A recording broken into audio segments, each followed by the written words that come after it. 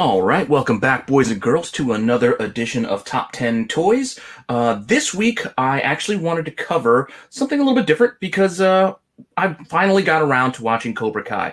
With Season 3 dropping this weekend over on Netflix, I finally decided to take numerous recommendations to heart and actually sit down and start watching this show. And I gotta say, I'm thoroughly enjoying it. I'm still in the midst of the first season, so I still got a lot of catching up to do before I can get to the new season this weekend, but I'm enjoying every minute of it. So I thought, why not look back at some of these Karate Kid toys that we have? Now, there's a lot of newer toys going back and trying to tap into that nostalgia market, but a good chunk of this list hits up some toys that came back out in 1986 from Remco. So, all like I said, Cobra Kai, Karate Kid, they are kind of, one and the same, synonymous. So we can't have Cobra Kai without talking, Daniel LaRusso as well. So coming out, I believe, in January this month is a new set of toys with Johnny and Daniel. I think these are from Icon or something or the other. I saw them on Entertainment Earth. I think they're like $40 each to pre-order. They're pretty cool looking figures.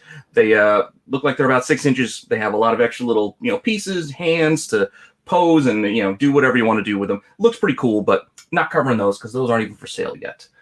In addition, there is also this reaction line from Funko.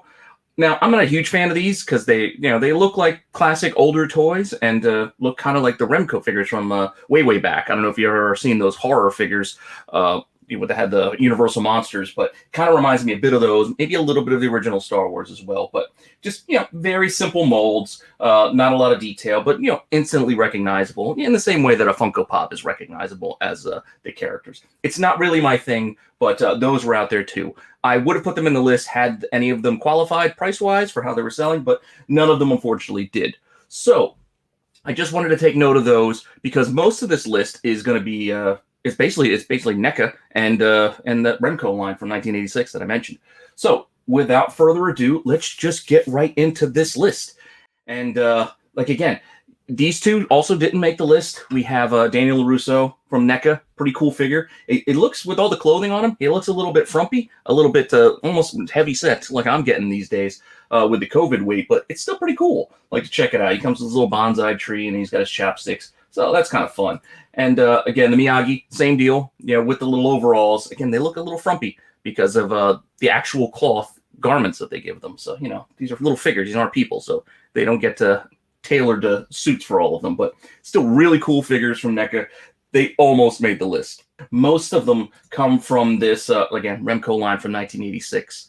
Now, these didn't come out with the first movie that I believe was 1984. This was with the sequel, Karate Kid 2, where they finally decided to, hey, you know what? Let's capitalize on this Karate Kid phenomenon we've got going on and throw a second movie out there and just get right into trying to sell toys and other memorabilia to make a few bucks.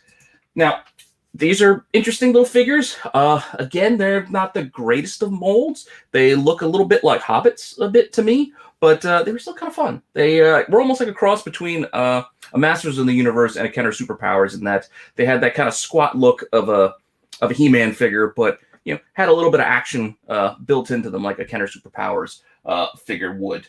So a bunch of these are from that line. And then stick around after we get through the 10 because I'm going to do some of the play sets as sort of honorable mentions because I didn't really see it fair putting toy sets into the list in this case again because otherwise it would be dominated by the sets because the sets are, they're generally more expensive to begin with. So they're in the aftermarket. They're also not sold as easily as the figures. So they usually command a higher premium. So let's just go right to the top 10 and take a look, see what we got. All right, so as I noted, the first figure we got going here is from the NECA line. And just like the Daniel and Mr. Miyagi, this is the Johnny Lawrence figure, who, star of Cobra Kai here. But this is him in his iconic, Halloween skeleton garb. Now, this is a really cool figure. This one doesn't look as frumpy as the others because I guess it's more of a form-fitting, bodysuit that they put onto this figure. But this is just a really cool look here. And if you look closely, you can even see he has the Walkman and that he had on at the Halloween dance when he was rolling that little something in the bathroom when Daniel got his revenge on him by hitting him with a hose full of water. So I think it was a nice little touch, them adding that little accessory into this figure. So I thought it was kind of cool. So that one makes our list here at number 10, and I believe that comes in at number 10 because it's averaging about 48, $48, $49 or so. These I think had a $30 or $34 retail, so it's a little bit of a premium these days, more so than the Daniel or the Mr. Miyagi. So that is why he comes in at number 10. Moving on down our list to number 9, we have his master, John Kreese. This was a San Diego Comic-Con exclusive in 2019, and this one has been selling for a bit more than those regular figures, because obviously the limited nature of a convention exclusive, it's not available to everyone. You can try to order pieces online or hope somebody's there at the show to grab you one, or just buy it in the aftermarket. But this John Kreese comes in at number 9, and it is also a really cool mold. It looks pretty good. For the figure, doesn't look frumpy as those the other two that I first mentioned.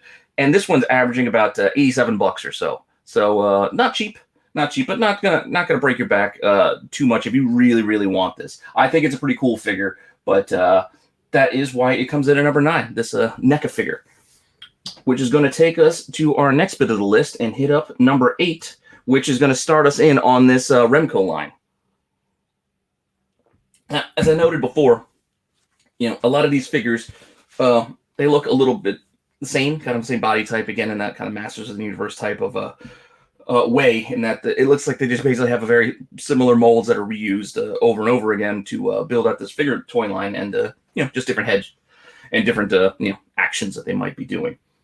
Now, this line had a couple of different variants throughout the way. Like, each figure has more than one version, including like a later release red carded version, which seems to be selling for a little bit more in most cases than the earlier releases. I don't know if they're just harder to find, more limited, because they came a little bit later. But these were, all, from what I gathered, all released right there in 1986, along with that second Karate Kid movie. So the first figure that we're going to take from that Remco line is the big bad to start, Sato. So Sato comes in at number 8, and he's got this chopping action, which is pretty cool. I guess there was no real way for them to do that punching motion. Actually, no, he was chopping. He was chopping that log there when Miyagi came to see him in the movie. So I guess that is an apt power move for him. I don't know about this crazy kick they have for him doing on the red carded version, but Sato, again, he started out as the bad without ruining it. They become friends at the end.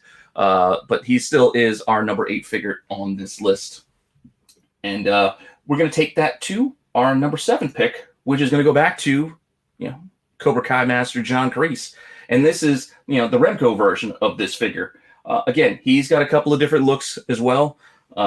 This one, I guess, looks as a kicking action here on this first one. And he comes in at number 7. Oh, by the way, that's Sato.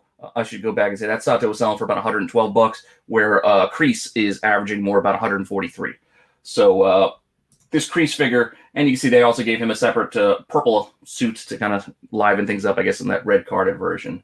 And it's just kind of odd to me that they would include Kreese, because he had but that one tiny scene at the very beginning, which took place immediately after the tournament from the first movie, where he was breaking Johnny's trophy and beating him up in a parking lot before you get the honk. But he got an action figure. He got multiple action figures, because they gave a couple different versions, as you can see here. But again, the red carded ones again sell for a little bit more than the first editions.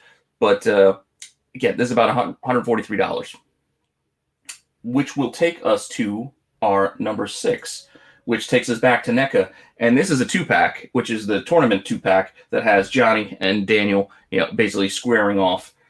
And it has a little ring, or not a ring, but it has a mat, a little feature inside the card, and the trophy, which is pretty cool, as well as a to scale All Valley tournament poster there that you can get in this 2-pack set, which is it's kind of fun. It's kind of fun. This is I think was about $68 or so to buy, because the cost of 2 figures for the most part at retail, but this one's moving for a little over $145 or so. So that's not too bad. Not too bad of a return on this. And again, it's pretty cool. It's a pretty cool set. The Icon set that I think is coming is very reminiscent of this set, but this one coming together in this same double pack is definitely one to keep an eye out for if you are a collector, because it's a good way to get both figures in one purchase. So that will take us to our top 5. So take a quick pause. And let's see what we got going on here in our top 5. At number 5, we are going to first hit up with Mr. Miyagi. Can't not have this list without having a Mr. Miyagi in here. Once again, multiple versions of these figures, different colors. I believe there's a blue pants, there's a white pants version. There's also the red card where he's got this almost like a pink or a fuchsia kind of suit going on. But Mr. Miyagi is making the list at number 5 because he's averaging about $151 for a carded figure. I wanted to stick with the carded figures again because it's a little more uniform than it is to try to do the loose. Loose, these things can go anywhere from as cheap as like $10 to upwards of $50, depending on the figure, whether you got the pieces, the little breakable things. You can see these guys, the figures come with like walls they can kick and boards and ice blocks and what have you as a little accessory. So depending on whether you have the accessories or not, that can really change the the price of the figure. So I wanted to stick again with the carded. So Miyagi's about $151 on average, is why he hits up at number 5. And then moving on the list, we go to our bad guy, basically the Johnny Lawrence of Karate Kid 2, Chozen.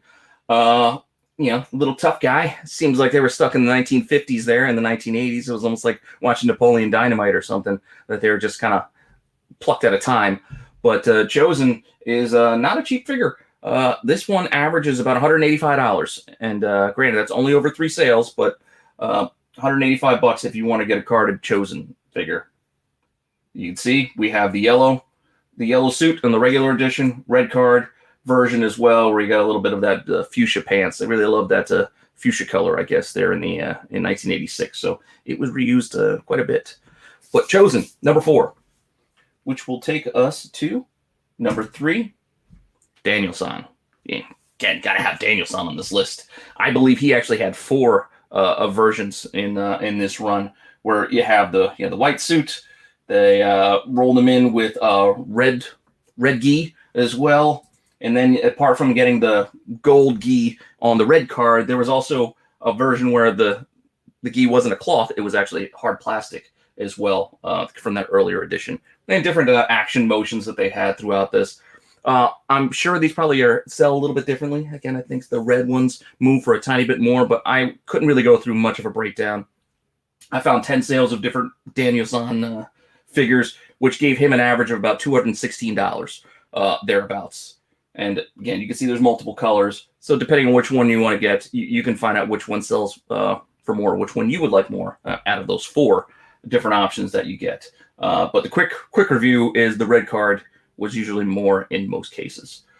In fact, I think there was one day where 3 of these carded figures all sold at best offers, like $200 a piece. And it was like 3 different versions of it all at once. I don't know if it was the same buyer or what, but it was like bang, bang, bang. They were all listed there. So that was number 3.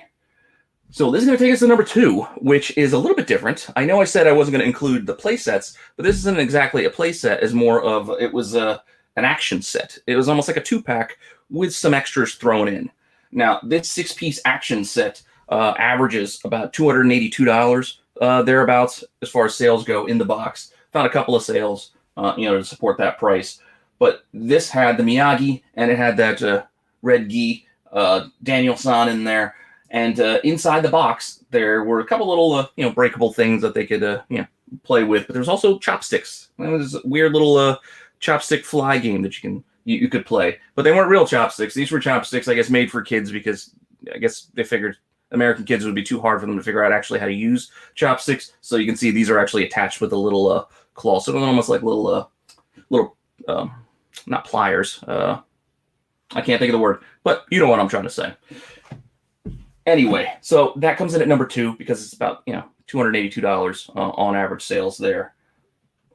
So this will take us to our top pick, number 1, and not surprised given the time, and again, with Cobra Kai returning and the excitement around that, Johnny Lawrence comes in at number 1.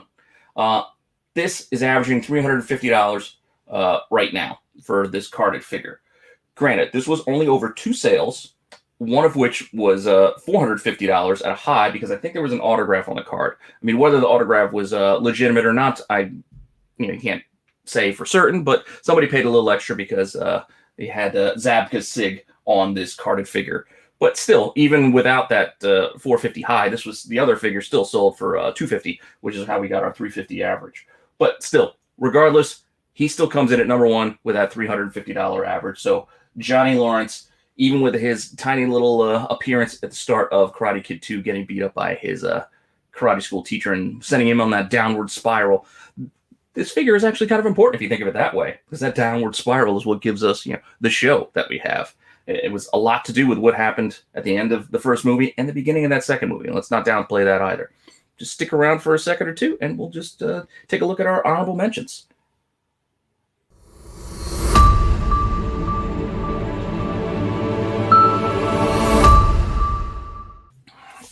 And for our honorable mentions, as I noted before, we're going to get into these action playsets that they sold. And they weren't shy about creating them for this toy line. Usually you get like one or two vehicles or playsets or something like that, but Karate Kid not being really a vehicle-driven property, unless they wanted to give Daniel his that yellow ride that he got from the first movie. We start in with our first one, which is the Breakaway Challenge playset, which basically looks like some sort of dojo with a few things for him to break, looks like bottles and some boards and what have you. That one, it's $135 to find a boxed playset for that one. So not too bad, for this set. It would have come in, on the lower end of the list had we included in the regular run, but still pretty fun. The next one we have coming up is Sato's Cannery. And if you saw the sequel movie, this is where he learned basically his drum technique to block as Miyagi was sending hooks shooting right at him. I don't know really what those hooks were for. I guess that's how they move crates and whatnot. But this was like a whole big play set that you could spread out, and it covered a little bit of ground, and not too bad. It sells about $190 for the Sato Cannery. Moving on to the next one, another little play set, the Corner Challenge play set, which again looks like just another little gym kind of area with some things for him to break and kick over and practice. A little speedball or tetherball. Again, bringing me back to Napoleon Dynamite for some reason. But that one is actually averaging about $198 or so. So just under $200 for this one. And there were 3 sales of this set, where the other sets, there's generally only one sale every few months. Because there's not a lot of these, and I don't think there's a lot of people looking for these Karate Kid play sets these days. But if you do find them, they aren't super cheap. Even with boxes, again, you can see some of these boxes are banged up. So just having the box alone is good enough for a lot of collectors. But again, the better the box, you can get it graded, and the higher the price. But just keep that in mind. Don't scoff at a little bit of a beat-up box. So our next little set is the Competition Center. I don't know why they didn't call it a tournament challenge or something like that. Competition Center. It's basically the same as the tournament 2-pack that NECA had, but you don't get the actual figures. You get the ref, which is kind of fun. But they didn't give him the right colored shirt, which is a little disconcerting. You should have had the red shirt, I think. But still pretty cool. You get the little competition set, so you can recreate, Karate Kid 1 basically with your Karate Kid 2 figures. So not too bad. $202.50 on that. There was only the one sale on the one box set that I could find. Which will take us to our last set, which is the Attack Alley and Training Center set. Now this is almost like a little house, set up to here that they had in Okinawa. This one, $260 on average. There was 2 sales of this box set, and you can see it's pretty cool. I would have liked to have had this one. You got the little balcony there. You got the paper doors. I think there's ninjas possibly included with this set. I don't know. Still kind of fun. Well, they actually did. Chozen did kind of dress up as a ninja in that one bit, didn't he, in the movie? I don't know. It's been a while since I've seen Karate Kid 2.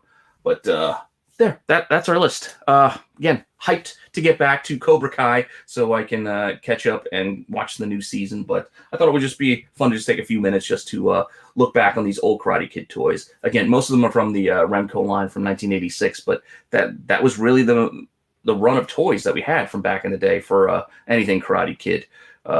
Outside of that, everything else has been like kind of those recreations to try to capitalize on everybody's nostalgia from like Funko and with NECA and what have you. But that's our list. All this stuff still sells and still sells pretty good. So if you can find some of this stuff on the cheap and it's what you're looking for, you can do pretty well. So with that, hopefully you enjoyed this, and I will see you guys all next week.